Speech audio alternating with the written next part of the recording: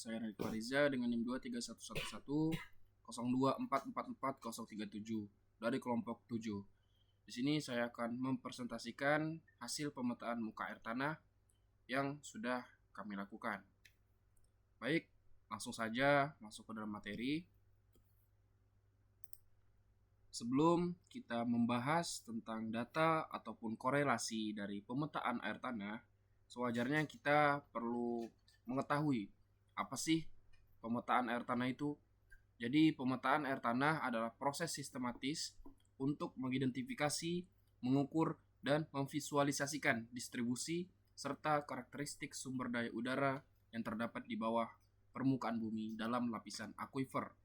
Secara teknis, kegiatan ini melibatkan integrasi data hidrogeologi, geofisika, dan hidrokimia untuk menentukan batas-batas penyebaran vertikal maupun horizontal dari cekungan udara tanah, serta mengeluarkan kuantitas atau debit dan kualitas udara tersebut.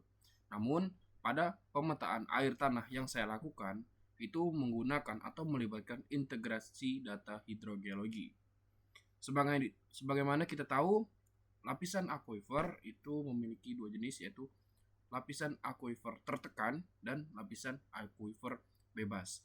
Dari hasil data yang saya dapatkan, itu terdapat dua akuifer, yaitu lapisan akuifer tertekan dan lapisan akuifer bebas.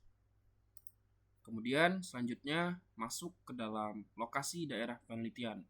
Jadi lokasi daerah penelitian saya terletak di Kelurahan Daerah Sempaja Timur, Kota Samarinda, Kabupaten Kutai Kartanegara, Provinsi Kalimantan Timur.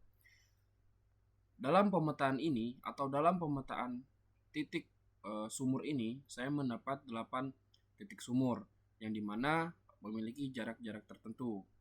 Yang dimana dari titik 1, 2, 3, 4 itu saling berdekatan, 5, 6, 7, dan 8 itu saling berjauhan.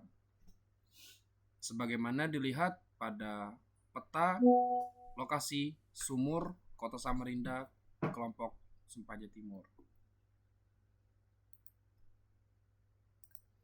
Oke, selanjutnya di sini terdapat foto dokumentasi titik-titik lokasi pengambilan data sumur.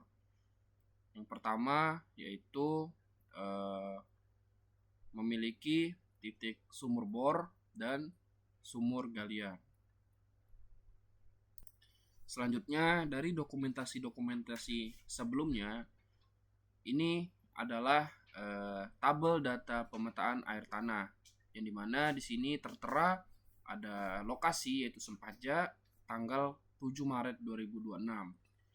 Di dalam tabel ini terdapat ID sumur, kemudian titik koordinat yang dimana ada X dan Y, kemudian ada elevasi bibir sumur, ada kedalaman MAT atau muka air tanah, kemudian ada jenis sumur, kemudian ada hydraulic heat. Untuk koordinat 1 atau titik yang pertama itu memiliki titik koordinat X-nya 516866, Y-nya 9952410 dengan elevasi bibir sumur yaitu 17 meter, kedalaman MAT-nya yaitu 54 meter, jenis sumur yaitu sumur bor, kemudian hydraulic heat-nya minus 37 meter. Kemudian yang lokasi titik kedua memiliki koordinat 516682, Y-nya 9952397, elevasi bibir sumurnya 26 meter, kedalaman MAT-nya 54 meter, jenis sumurnya sumur bor, kemudian hydraulic heat-nya minus 28 meter.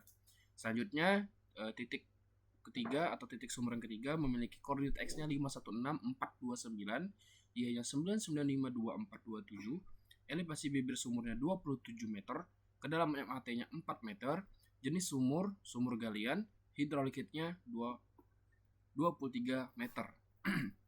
Kemudian titik keempat itu memiliki koordinat 516270 untuk X-nya, kemudian yang Y-nya 9952408 dengan elevasi bibir sumur yaitu 18 meter. Kedalaman MAT-nya 3,6 meter, jenis sumur galian dengan hydraulic heat-nya 14,4 meter. Kemudian titik kelima yaitu memiliki koordinat 516442 9952819 dengan elevasi bibir 20 meter. Kedalaman MAT-nya 5-6 meter, jenis sumur galian Kemudian hidrolik heatnya 14,5 meter. Yang keenam, memiliki koordinat 5156229951834 dengan elevasi bibir sumur 22 meter, kedalaman MHT-nya 4 meter, jenis sumurnya sumur galian, dan hidrolik heatnya 18 meter. Kemudian ID sumur 7 dan 8. Untuk 7, X-nya 5154669951860 dengan elevasi bibir sumur 21 meter, kedalaman MHT-nya 2,4 meter, jenis sumur galian, hidrolik heatnya 14,6 meter. Yang terakhir, titik ke-8 yaitu memiliki X atau titik koordinat X-nya 5154667, Y-nya itu 9951868, elevasi bibir sumur 21 meter, kedalaman MHT-nya 3,5 meter, jenis sumur galian, hidrolik heatnya 17,5 meter.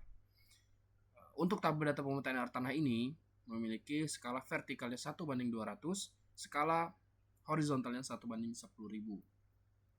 Oke, untuk tahapan selanjutnya itu adalah korelasi hasil plotting data. Jadi data yang sudah saya buat sebelumnya itu saya korelasikan untuk mengetahui aquifer tertekan maupun aquifer bebasnya. Jadi di sini dapat kita lihat bahwa T1-nya itu memiliki T1 dan T2 memiliki jarak 1,85 cm, T2 sampai T3 memiliki jarak 4,4 cm, kemudian T3 sama T4 itu 6 cm, T4 sampai T5 itu 10,4 cm, T5, T6 itu 23,7 cm.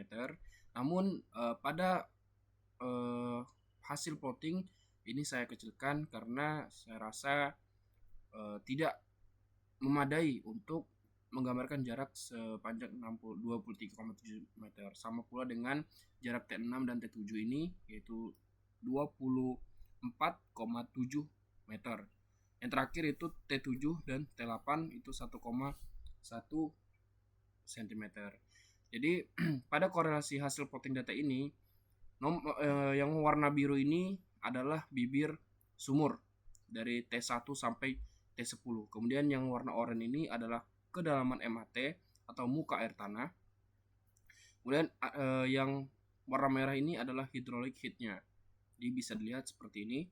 Jadi hasil korelasi saya ini menggambarkan sebagaimana objek yang sudah saya terterakan di sini.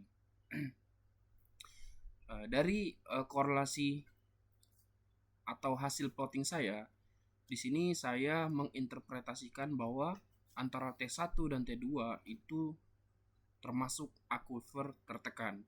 Kemudian T3 sampai T8 itu masuknya ke aquifer bebas. Mungkin menurut saya atau pandangan saya, kenapa T1 dan T2 ini termasuk aquifer tertekan? Sebagaimana dilihat dari data bahwa jenis sumurnya adalah sumur bor yang berbeda dengan jenis dari T3 sampai T8 yaitu sumur galian. Hal tersebutlah yang menyebabkan aquifer di T1, T2 ini termasuk ke aquifer tertekan, yang dimana air yang ada di bawah permukaan itu naik ke atas karena ada faktor dari tekanan dari bor tersebut. Ya mungkin itu saja yang bisa saya sampaikan atau presentasikan. Kurang lebihnya mohon maaf. Wassalamualaikum warahmatullahi wabarakatuh.